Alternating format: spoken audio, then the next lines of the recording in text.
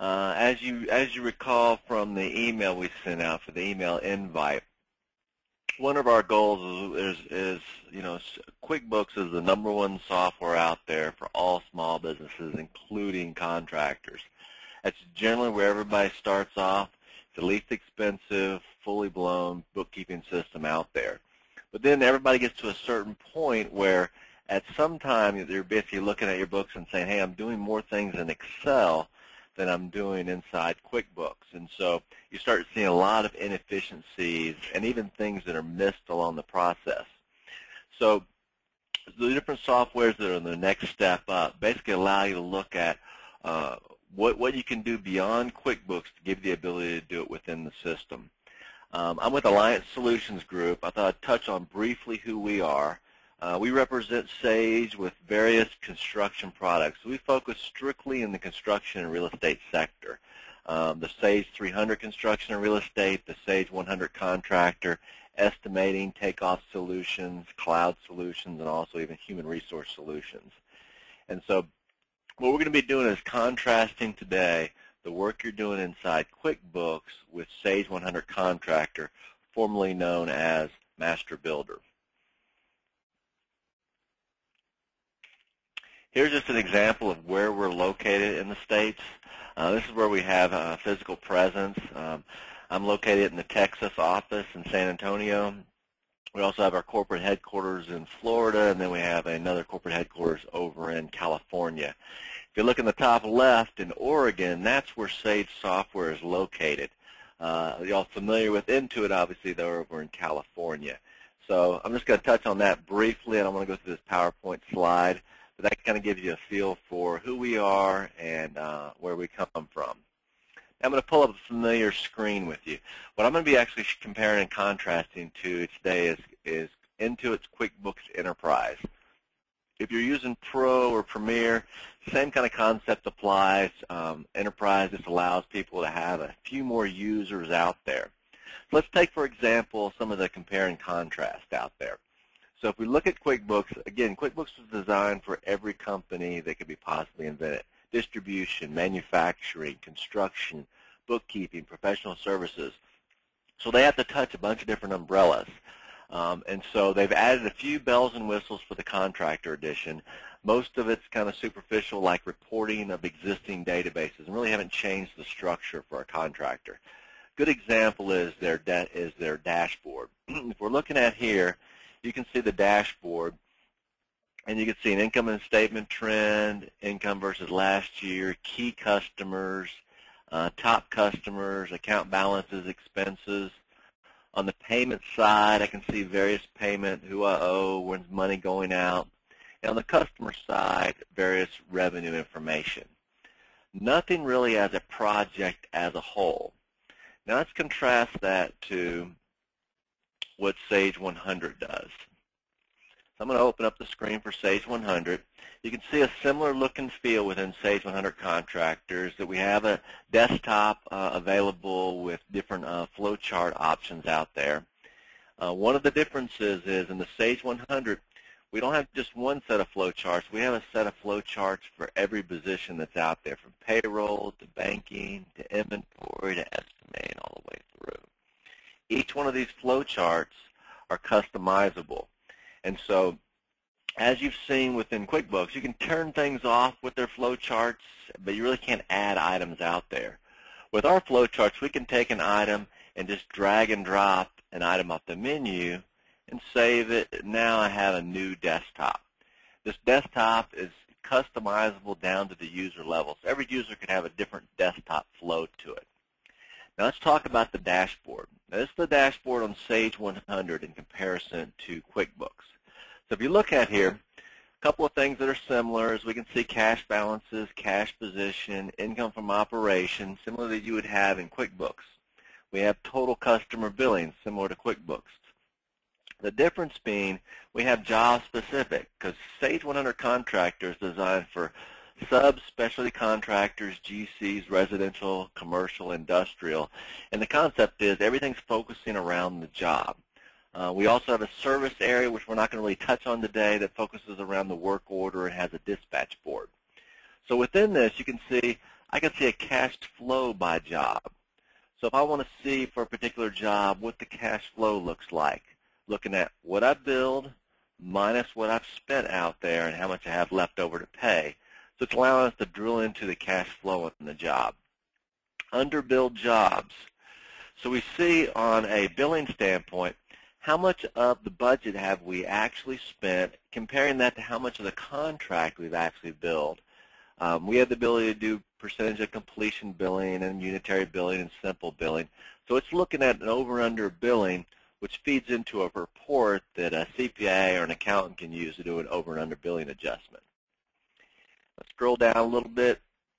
Again, the financial statement is similar to the financials we get over in QuickBooks. It allows me to do the financials and do drill down into it. And then we see over here the job contracts, budget, and cost to date. As I'm talking, most of you guys are going to be muted, and so in your little GoToMeeting toolbar, there's a chat window in there. If you have any questions that come up during the session that you'd like an answer to, please just put it in the chat session. Tim will interrupt me if he's watching the chat session and pass your comment along so we make sure and get it answered as we go. So anything that pops up, I'm sure what your question is, the old rule of thumb, there's no dumb questions because everybody else is thinking the same thing in there of something. So feel free to always bring it out and we can make sure and see if we can get it answered today. Another good example is for job-oriented is showing the contract, budget, and cost to date. If I double-click on this, it gives me what we call a job status report. So it gives me the contract, changes, invoice to date, budget, change orders to the budget, estimated gross profit. So again, being very contractor specific. And then probably the #1 report that we cannot get in QuickBooks that contractors want and really need over time is a committed cost report. And so if we look at what this committed cost report is doing for us, it allows us to put in cost categories. So we have things called cost codes that we organize our business by. Residential, commercial, subcontractors all have a different set of cost codes they work with. And so this allows us to put a cost code structure in. In QuickBooks, it's called an items list. Now, QuickBooks, it has an items list, which is also your parts list. And inside Sage 100, we have the ability to have a cost code list and a separate parts list, which means you can have parts go to various cost codes and not be locked into one item category. Then we have our budget, plus changes to the budgets from those approved change orders. We have a cost to date field. So this information here we can basically get from Sage 100, from QuickBooks. Here's the column we add in here, which is the committed cost. If you're a GC and you have committed costs to a subcontractor with subcontracts, if you're a specialty contractor and you have purchase orders that you've created out there, you've committed costs on the project. In QuickBooks, you won't know about it until you spend the money. In our system, you can see it as you commit those costs, and you can see how much money am I going to have left over after I spend those committed costs. Let's go back over to QuickBooks for a second. Let me erase my drawing here. So let's look at, for example, I'm going to go into the reporting under job costing. And so very common report that we'll run over in QuickBooks is my estimate versus actual. Again, we can see in here the different jobs that are out there, estimate versus actual. We don't have in here what our contract is, which is very important. All we have is what we've invoiced and what we've spent. We don't have what we're going to promise to pay in purchase orders. So again, a lot of people will take that information and export it out to Excel, do the additional work, and do that information someplace else if they're even doing that. You have some of the different ones like cost codes, cost by vendor, by job summary, cost to complete, job cost detail. And so you have various ones you can work with. So here's an example of a job cost detail report. So on this particular job, it's listing out all the different categories that I'm putting together. And so we have the class they're going into, the general code they're going into, and kind of drops in all of those costs associated with that. Now, when we look at a job cost journal, Generally, what we like to do is look at it by those categories and have a little more information associated with it. So let's take an example over in Sage 100 Contractor. I'm going to take one of the job cost reports.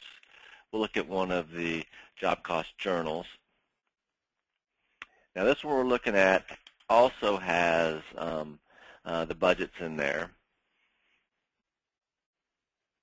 So when I'm looking at a detailed report here of all the items that has hit the job, you can see in here I have how many hours are budgeted if I'm self-performing, the dollar amount of the budget, and then every activity, that job cost detail journal that goes into it. And you can see it's organized by activity, whatever the different cost code structure is that I'm working through. So instead of just kind of dumping the information out, it organizes it into that cost code structure, which is very important in how we lay out the data. Let's contrast this again with some of the reports that are in QuickBooks. So we can come into here, look at some of the contractor reports. We can look at unpaid bills by job, billed hourly, certified payroll, same kind of reports we'll do within our system.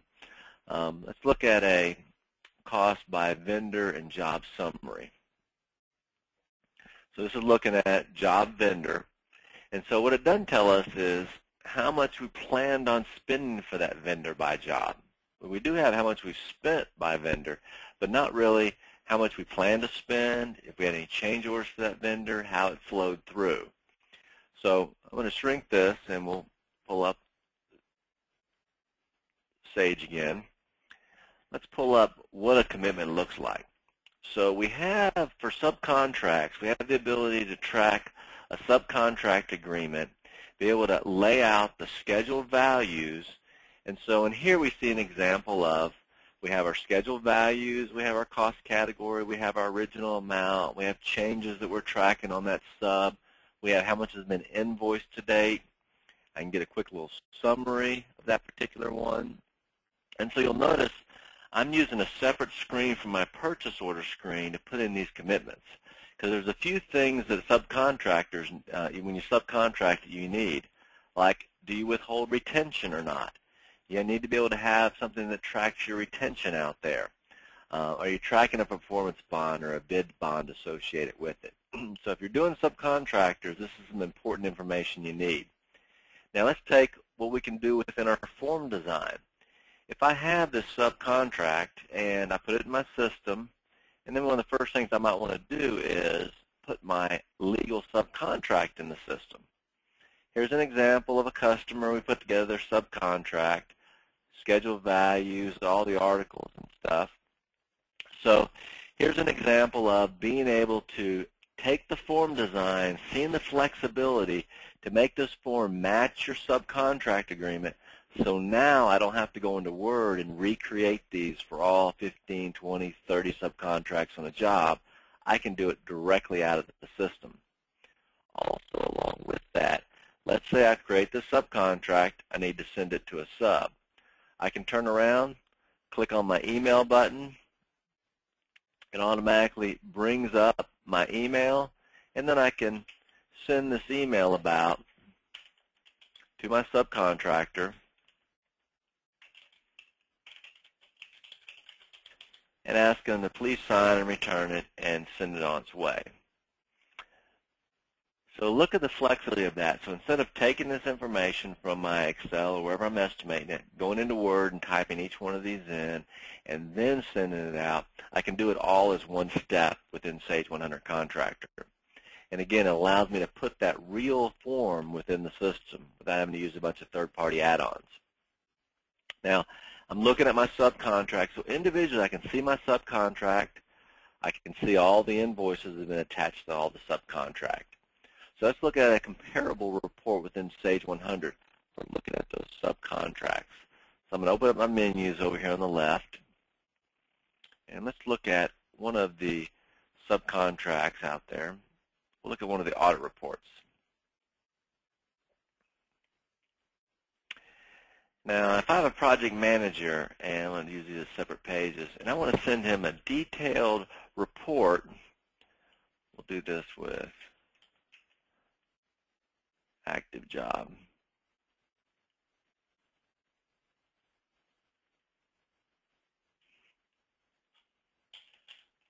Find an active job out there. So here's an example of is when we're doing subcontract management, you're usually looking at one job and all the subcontracts underneath it. So in this one, you can see a list of all the subcontracts for the Welch residents. Those are the vendors. That's the original amount, approved changes, invoice to date, remaining amount, outstanding balance. Brings all that information directly into the system. So it's a simple one-pager on where we sit on that one job. Let's look at, this is one that allows us to have one page per subcontract. Again, a lot more information I can gather here. So for each subcontract, it shows me everything that's happened out there, any change orders, any invoices that have been applied to the subcontract, a balance on that subcontract, and allows me to scroll through. So it gives us a lot of the flexibility on pulling those subcontracts out and showing a lot of detail. Now let's take another avenue. This is an avenue that, don't click on the report, Kevin. This is an avenue that's fairly similar to QuickBooks. So we have a purchase order out here. Take on a little detail. This is the other type of commitments we do, which are purchase orders. So this is an example of the one in the Sage 100 Contractor.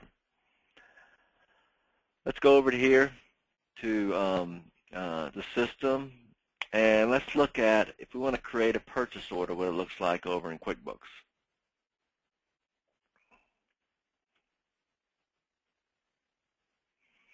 We'll go out there and grab one of them.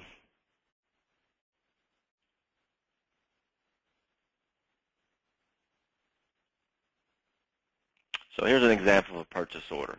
So we can see the purchase order allows us to put in a description, an item, the amount, which class it's going to, the vendor associated with it, shipped to, etc. So it kind of gives us some basic information within the screen. It's not really telling us where this purchase order is going. It's kind of showing us on the screen what we've ordered for this particular purchase order. On the right, it gives us some recent transactions. So scroll down. What this one is tracking for me is not only the quantity, cost, and total, but also how much I've actually received to date or paid out there at this point in time. You'll also notice the differentiation between an items list and a parts list. Notice how we have a part over here and we have a cost code over here. The cost code is my budget categories. The parts are just like they said, they're individual parts within the system. And so here's an example of a parts list. We can bring a parts list in by importing it from Excel, exporting it from QuickBooks, and importing it in the system. So it allows us to have a parts list out there. Now, some people inside QuickBooks end up with just a smorgasbord of parts, all kinds of parts that they never use, they can't get rid of, they have difficulty. So within our system, instead of having a part for everything, it could be, I just want to make a purchase order that says supplies each, it's lump sum, it's $2,500, and it's for painting. And so I don't have to have a new part number set up for everything that I could possibly buy, like an items list would be, but I can just add them on the fly as I need them. So it gives us a lot of flexibility to be able to do that. I'm going to say that little change there. Now here's an example of one of the controls we have within our commitment module. I put in there that I have a tolerance level of 0. That means I cannot put a commitment in, either a purchase order or a subcontract, that puts me over budget. So this tells me I can't do this particular, I can't save this one because it's going to put me over budget. So I can drop that in here. So I'm just going to delete this line I'm in here. I'm going to save this and recall it. And here's the example of my alert system out there. I can build an alert system with no tolerance, with a warning, so just tell me if I'm going to go over budget, and then not allowed at all. And so, okay, within, I'm going to give you a 1% tolerance to go over budget, and then I'm not going to allow you to enter a purchase order. Some of the flexibility is to get controls in there. Let me show you another vast difference. I'm going to print out an example of a purchase order. So here's a purchase order in our system. Looks not a whole lot different than the purchase orders we're going to print out of QuickBooks. We can have some similarities. One of the differences is the built-in report writer between the two systems. So if I go over and open up QuickBooks for a second, let's go in here and we'll preview. So here's my purchase order. I don't like the look of it as well, but I can clean it up a little bit within that purchase order screen and make it look the way I want to, at least to a reasonable degree. And so within this, it allows me to be able to modify it a little bit, adjust it, but it gives me only so many criteria to be able to work with. And so I can delete columns, move some things around, but I just can't add text anywhere I want within this form. It kind of limits me on what I can actually do with it. In contrast, I'm going to pull up 100. Within this form design, so I showed you what the form looks like. In that form design, if I really want to customize it, I'll show you kind of an example of one out there. Here's an example of just a little look and feel a little bit different on my purchase order. And what gives me that ability is I can come in here, and this is my form on the particular report, and I can take it and I can move and put project over here, and I can put purchase order name over here and date over here. I can move this and add data from the vendor field, the PO field, the items list field, any way I want. Good example is if I'm doing detailed parts and I want to bring in the vendor's alpha part number or the manufacturing number into the columns, I can do that also by just modifying the form design and saving it, and now I have it for future reference. The form design with Sage 100 comes with the system. You can have a consultant build your reports, or you can learn to build your reports yourself and save yourself some time and money. That's kind of on the purchase order side. Now again, if we go back into the purchase order here, you can see we have a list of quantities, rates. If it goes to a job, I can put the job here at this level and scroll through. And so you can see here it allows me to put multiple line items out here and put in extra. And then drop in different line items here and roll through it. Now notice it's not letting me just type something in, is it? Because it's going to make me grab something off my items list to put it on my PO. That's a limitation that gets kind of difficult because, again, if I want to do a one-time item and not make this giant items list, it makes it real difficult within QuickBooks. And here, as you can see, I can just type in and drop it right into the system. And because it's allowing us, I'm going to take that off, because it's allowing us to do this within this current grid, it's going to be able to flow through. Now let's take it a step further. Over here, one of the reasons why people do not use purchase orders in QuickBooks is because they have to put the purchase order in the system. They find it a lot easier just to print out something from Excel, a list of supplies, email it over to the supply house, and say, I want to order this, instead of doing a purchase order. What you miss by that is that you don't have a commitment against the job.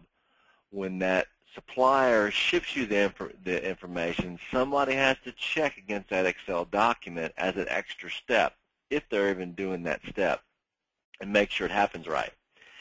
One of the reasons, again, why I'm not doing a purchase order, because it's a pain to do. Now, if I have these items sitting in Excel, a description, a quantity, and a cost, I can't paste them into the screen inside QuickBooks. I have to individually grab each item out there and one by one bring them into there. So I have to add each part to my items list and then bring it into the purchase order, which is the #1 reason why people don't use purchase orders. They think they're too much of a wasted effort. Now within 100, I can highlight these items inside Excel, copy them, and just paste them right into the screen here. And so what it gives us the ability to do in 100 is anywhere where you see that grid view, I can do a copy and paste from Excel. I can copy and paste notes from a note field. And so if I have a listing of 35 parts in Excel, I highlight the description, copy and paste, highlight the quantities, copy and paste, and boom, I have a purchase order quickly in the system. So it makes it very nice to be able to work with. Now let's look and see how accounting sees this purchase order. This is purchase order 142. I'm going to go ahead and cancel this. Let's see how it flows over to accounting. So accounting, which is this is probably the #1 screen you're going to use in any system, which is accounts payable. All those transactions coming through. Let's go into, I'm going to pull this up. So this is one that we've closed out. I'm going to find one that's not closed. Okay, here's a purchase order number 142 that's not closed.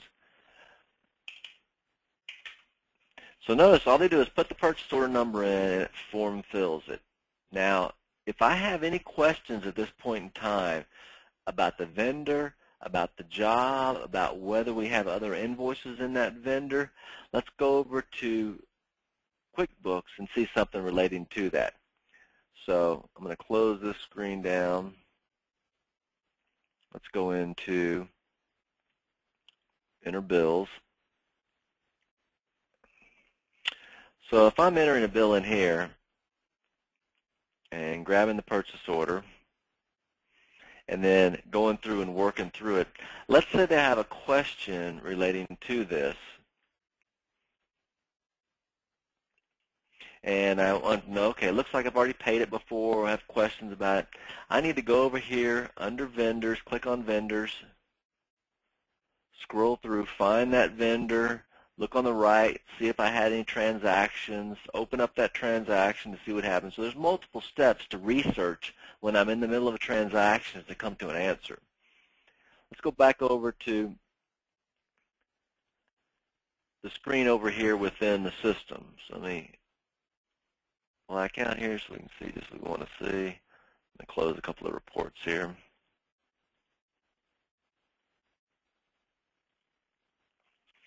So let's take this example here.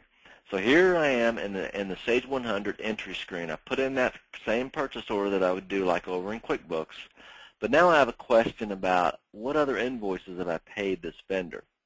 Without leaving this screen, so I'm just going to put the screen up here in the corner, I can open up that vendor, opens it up as a sub window, and I can see all the open invoices for that vendor. I can see all the paid invoices for that vendor, and I can even open up paid invoice for that vendor. And again, notice how I've layered this on top of each other. I'm doing all this research without leaving my data entry screen. Let's say there was something on a job I had a question about. I said, was this subcontractor pack bill on this job? I can drill down to the job and get a list of all my subcontractors on the job and all the purchase orders on the job. Again, quick, easy access to the information I need without going 10 different places. So in here, of course, all I need to do now is put in an invoice number, verify the quantities. I'm going to partially receive this, and now I can save it and auto-post it. And I've entered it. So this is the transaction I've entered. Now, let me drill down to the PO and show you what's changed in the PO screen. See this column here? Now it's giving me a running total of how much I've ordered, how much I received. I can see all the invoices attached to this PO. And again, I have a running flow all the way through the job of the information I need at my fingertips. Now, I know a lot of y'all have struggled with taking what we do within QuickBooks and looking at ways to do progress billing. Most people end up not doing the progress bill within the system just because it gets to be so hard to do that it just doesn't quite flow the way you want to do it. You create an estimate, you bring that estimate in, you enter the bill in there, you walk through and you look at your different percentages out there. Sometimes it works the way you want, sometimes it doesn't. Doesn't quite give you the form you're looking for. So a lot of people just enter the blank invoice in the system and they get done with it. Over in 100, we have what's designed as a few different screens available for billing. We have progress billing, our AIA G702, G703, loan draw request if we're a home builder, unitary billing, time and material billing, and also just regular simple invoices. So let's take progress billing. That's one of the most common out there. So we'll take a smaller one as an example. So there's a simple little progress bill with a few line items on it. So again, it allows us to come in here, drop in what my percent completes are. I did 10% of that one. Do some calculations to come up with what my current amount is. I can come back into the current amount and change it and have it update the percentages. So it allows us some flexibility on creating this and modifying it the way we want. Then, probably the most important part of this is now be able to print it in such a fashion that it looks nice for the way we're going to be doing it. So let's look at, here's an example of what we call the G702 lookalike form, along with the G703 lookalike form. So now I'm able to do this directly out of the system instead of having to go into Excel or into an AI program to do this, which is then not tied in. I have to duplicate the work again. Remember, I can email this. So I can turn around and email this directly out of the system and shoot it off. Now, once I do this, I can put on submit it. I've submitted this out. Now what's going to happen? Sometimes they'll come back and they'll change the percentages, so I'll just open it up and change the percentages again. Now at other times what will happen is when this thing comes in, I'm just going to scroll my little Outlook over to here. When this comes in, maybe they reply with a signed agreement that, hey, this is the amount we're going to pay. Now this part works for whether I'm getting a signed agreement in, I'm getting a signed subcontract in, all the way through the system, is I can take this, drag and drop it to my screen, and now I can have an actual copy of that email attached to whatever screen I want it to be attached to, whether it's progress billing screen, subcontract screen, a copy of the AP invoice, etc., all the way through the system. So I can drag and drop emails very simply into the system. Now, another thing that's very common is someone scans a document and you also want to attach that document. So I can take that scanned document, drag and drop it, and again attach it to the system. So now I've attached those different documents to the system. So this allows us real quickly to be able to bring that information in, attach it, have the information at our fingertips within the progress bill. I'm going to show you an example that we have on let you compare and contrast the one you're using over inside QuickBooks. We have a couple of different, if you're doing certified jobs, we have a couple of different certified reports to use. This is the most popular. It's the DOL report, which is more federal, statewide. And so for the ones that use this, we have the federal report. We also have the ability to do state reports. I think we have 20 of the states done so far, and the rest of them are coming online in the next few months. That allows us to do those certified reports directly out of the system, track the wage rates, etc. So that kind of touches on that, and it touches on the time and material. We won't go into that in a lot of detail. I just want to touch on one report.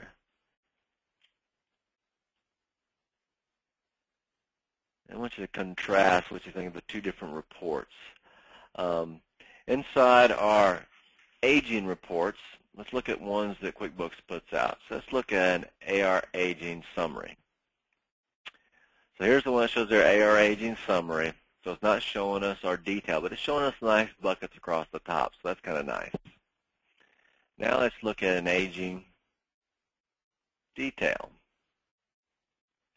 Now it gives us details of invoices, but notice how it kind of goes in the 1 to 30 at the top, and it's not really putting the detail across the top like I'd like to see. Also, it's not going to separate out how much is doing retention, how much is not doing retention. So let's shrink this. Let's look at one in contrast here. Let's look at the one that we use over in Sage 100.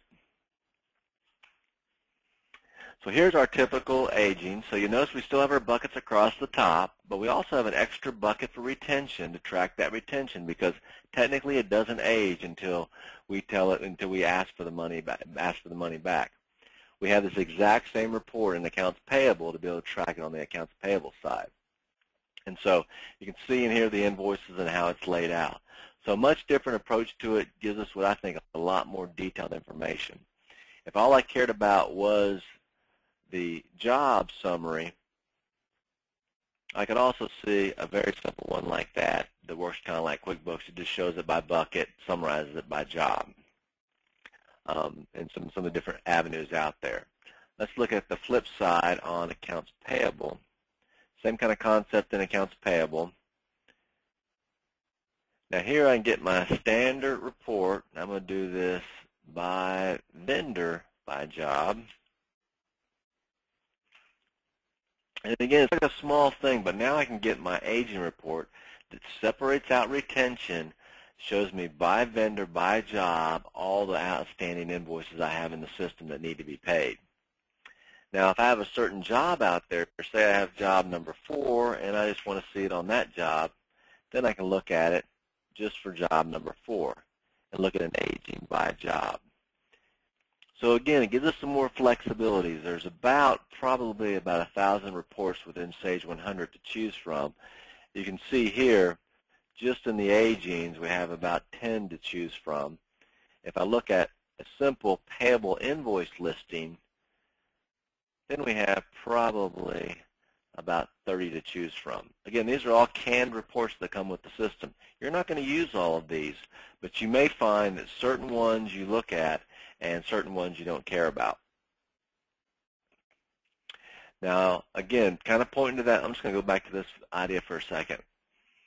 When you look at this long list here, now, you may look at it and say, okay, this is overwhelming. How am I going to find the report when I want to use it so I can use it over again? This is where our desktop comes in handy. I can say, I love this report here. I want to put it on my desktop under vendors. Remember the name of that report? And now, there's that report on my report over there. So if I just highlight it here, this is the report I just added to my desktop. So now, since I have it on my desktop, I can just double-click on it right off my desktop.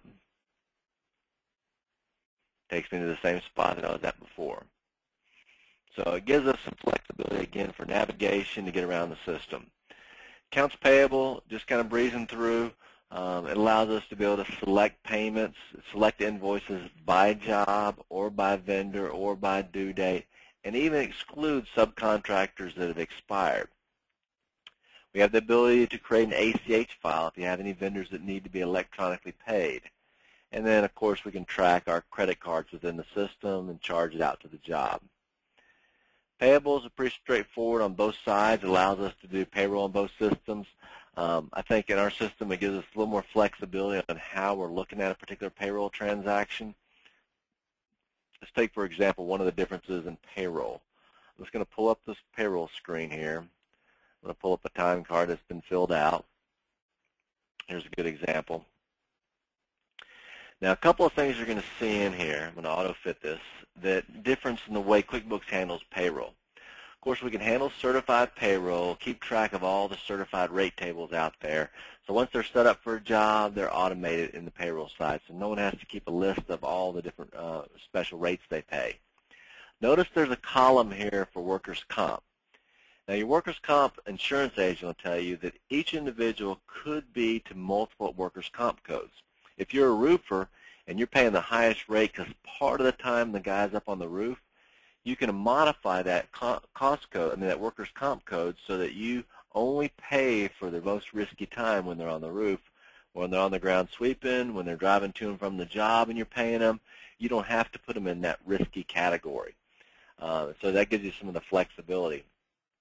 The other thing it does is when this gets charged to a job and we find out how much of this payroll to actually hit the job, it's not just the hourly wages that hit the job, but also any burden, because you're paying for FICA, you're paying for insurance for them, you're paying for 401k matches, you're paying for auto. All those costs that are going into that employee now can be lump summed and allocated to the job based on which jobs they've been associated with. So now you can fully burden that job and see really what it's costing you to do that job. Now, in our payroll system, one of the differences is you don't pay extra for owning payroll. You buy the payroll, you own it, and you can do all your federal, both state and federal taxes directly with the forms that come within the system.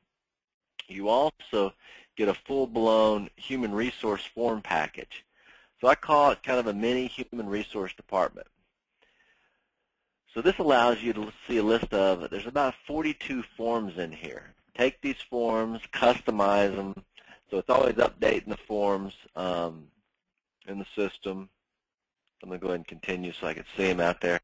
But it allows us to be able to see multiple forms in the system, see all the different types of forms, and to be able to work with them as we go through. Let me just jump into the forms real quick. But one of the nice concepts about the forms are, you can see here we have absentee forms, affirmative action, COBRA forms, employee verification, flex time. There's about 42 forms. Each one of these gives us the ability to customize it, highlight it, and to be able to print it out and with the employee's information on it and save it and keep track of it for that employee. So we call it kind of the junior human resource program. So when we don't have enough money to hire a full-time HR person, this is kind of a nice step in that direction. Project management, you'll see obviously a lot more reports. We touched on some of the committed cost reports earlier. We also have a report that's not in QuickBooks called a bonding report.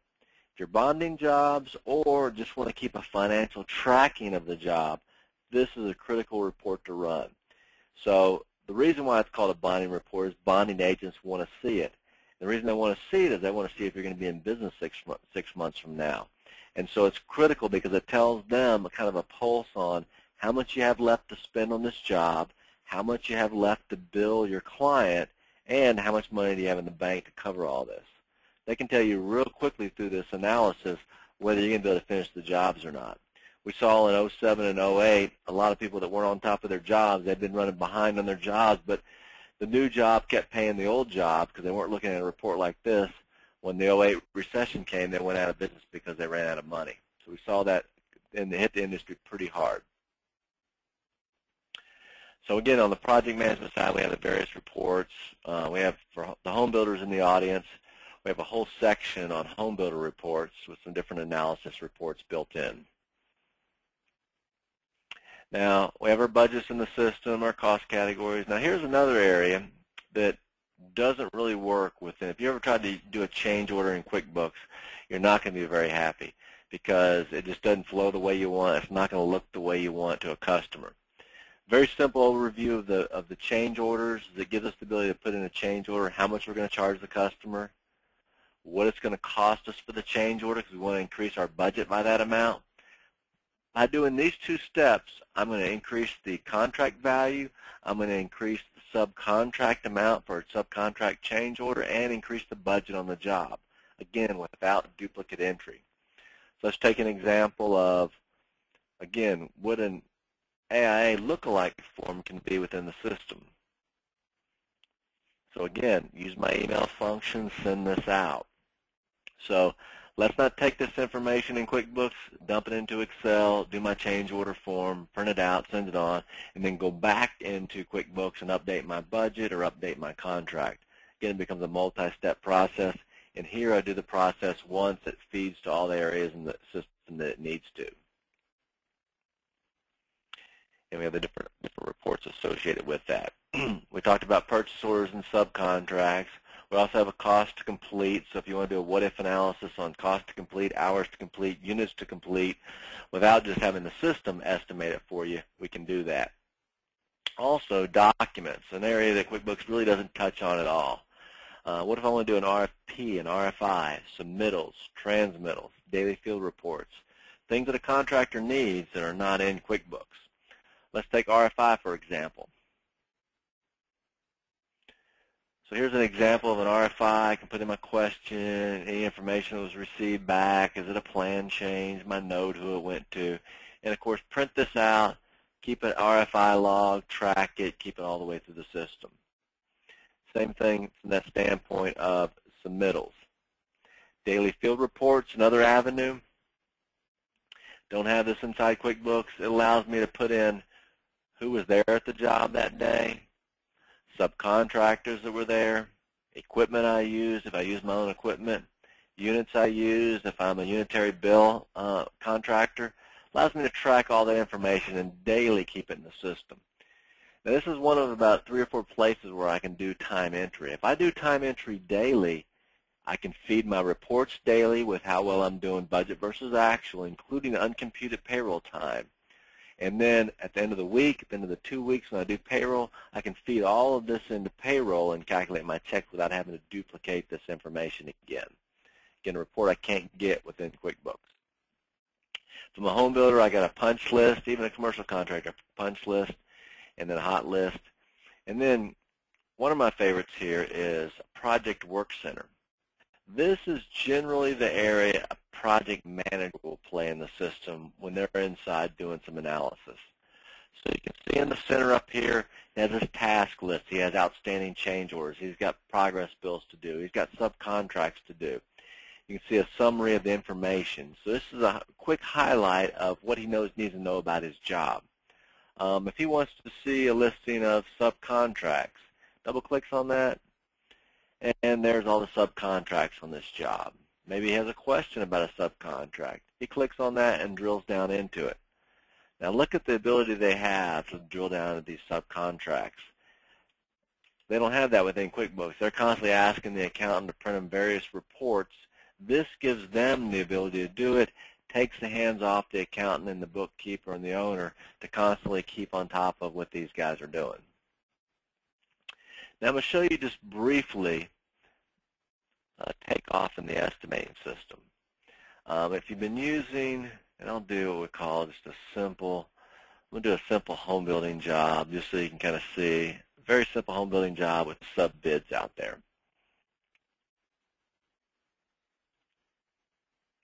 So this is a simple takeoff, and you can do something like this in sales quotes and kind of make an estimate and kind of flow through it, but you can only get part of the data in here. So at most what you can do is you can get the quantity, cost, and description within QuickBooks. Then you're on your own after that. Notice what I have in here. I also have the supplier that I've hired to do that work and the cost code and cost category that I'm budgeting this in. So if I scroll down, we got a little electrical bid here. So we can see the electrical bid. I have broken down the rough end fixtures final for this particular project. Now what I can get out of here now with just this estimating grid is I can get a proposal to the customer. I can export the budget. If we look at my exports, I can export the budget on the job. I can create a change order. I can create all the purchase orders and subcontracts by clicking a button. So if I come on here and say I want to create all the subcontracts for this one, this is a list of all the subs and the amount that I put on the estimate. Now most of the estimators out there are estimating this in Excel, grabbing a sub bid from somebody, dropping it in their Excel document, and adding it up and coming up with some totals. Obviously if you're self-performing, you're not doing that step. And so this allows me to, while I'm doing that same step anyway, go ahead and put it in my estimate, and now at a click of the button I can print all these subcontracts out. Works the same way with a purchase order if I'm buying supplies. If I have a line item for what I'm going to buy on this purchase, on the material, quantity, the cost, who I'm buying it from, then I can send that purchase order and create it quickly on the fly to the supply house. So it's got some bells and whistles, but I'm not going to go through all the detail within our estimating. We also have the ability within our estimating to be able to not only do the estimating within our structure, but we also have an estimating program called Sage Estimating, which is an external estimating system that's a lot more powerful, especially for contractors that are doing self-performing, getting into details, getting into grids, doing on-screen takeoffs, that allows us to go a little deeper into the product. We have an equipment management module that doesn't exist over in QuickBooks. This allows us to set up equipment, attach a billing rate on that equipment, and bill the jobs for using it. So if I have a backhoe and it's out at the job site, that job site needs to pay for it so that I know I'm getting my money's worth out of that equipment. So I'm just going to touch on that briefly. Another piece of things that we have is a scheduling program built in. A lot of people are using Microsoft projects outside the system, and so they're not doing it internally within the system because you can't do it within QuickBooks. This gives us a scheduling program built into the system. We can attach subcontractors, employees to tasks, send out subcontract notices, and keep track of and on top of our job. I'm going to show you one report within scheduling. If I'm subbing a lot of work out, one of the challenges I always run into is notifying my subcontractors where they need to be.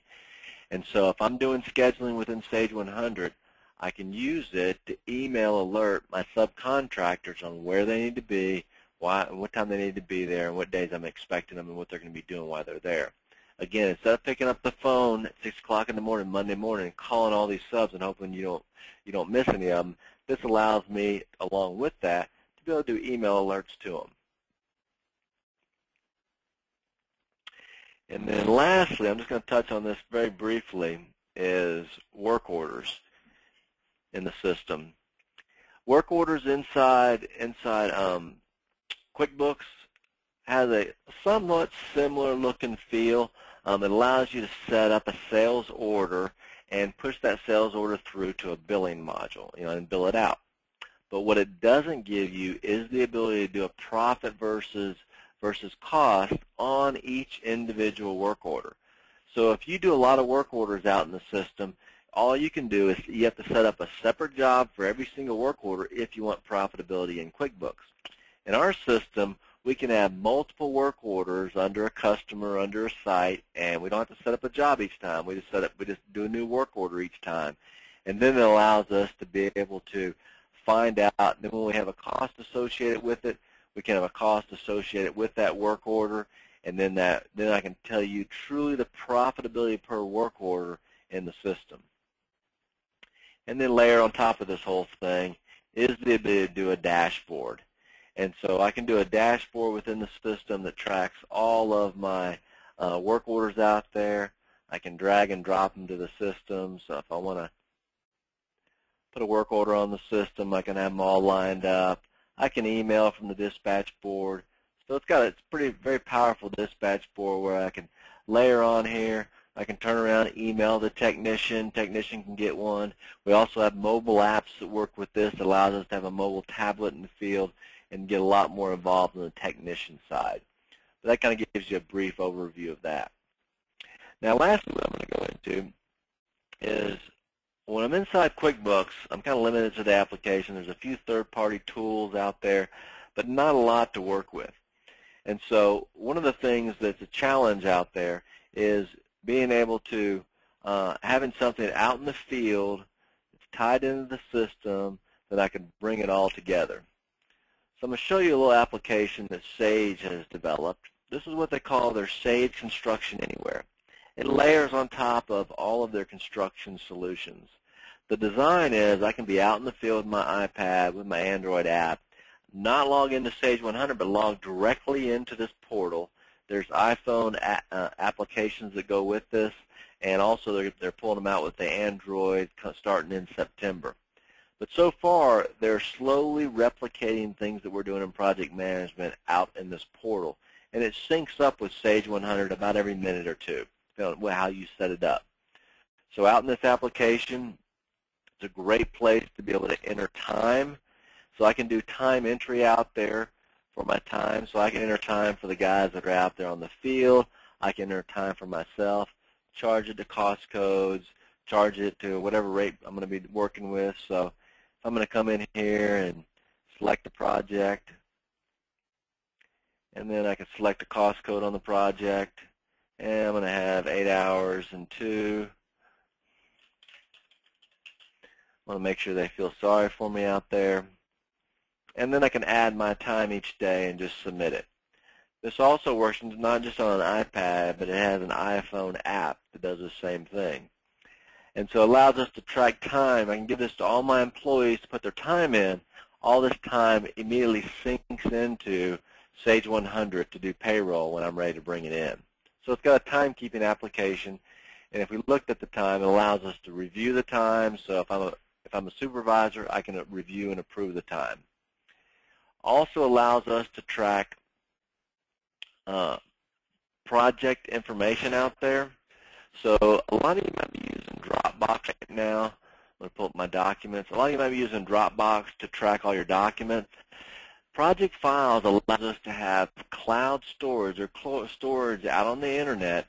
I can organize my folders for each job. I can check in and check out files, and I can pull them up directly. What's really nice about this is I can have an iPhone app that comes with the system that click on a button, it takes a picture at the job site. Click on another button and select which job you want it to upload into. It uploads, drops it in here. Everybody who has authority on that job will get an email alert stating that something's been updated in the system. So I'll take an example here.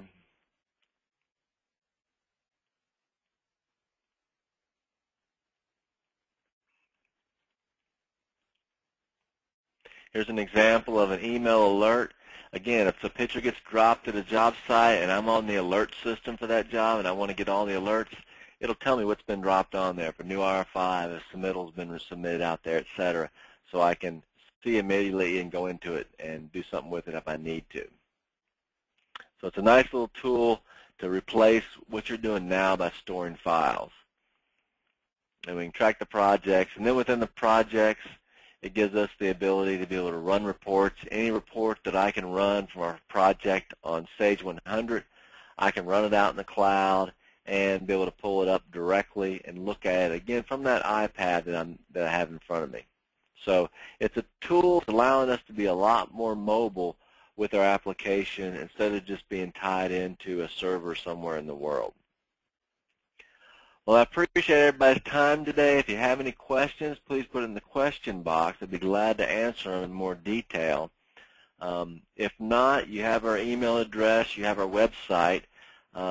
Feel free to reach out to us and let us know if you're interested in more of a focused demo for your group. If you find out that you are getting beyond what your capacity is in QuickBooks and you think you can use an application like this, let us know. We'll have a sales representative talk with you one-on-one. If you're a home builder, they'll focus on the home builder part of it. If you're a plumber, they'll talk about it from a plumber standpoint, GC, all the way through the system. Each part of the system is used for different contractors depending on what you focus on. So I'll give it just a minute here, see if we have any questions roll in.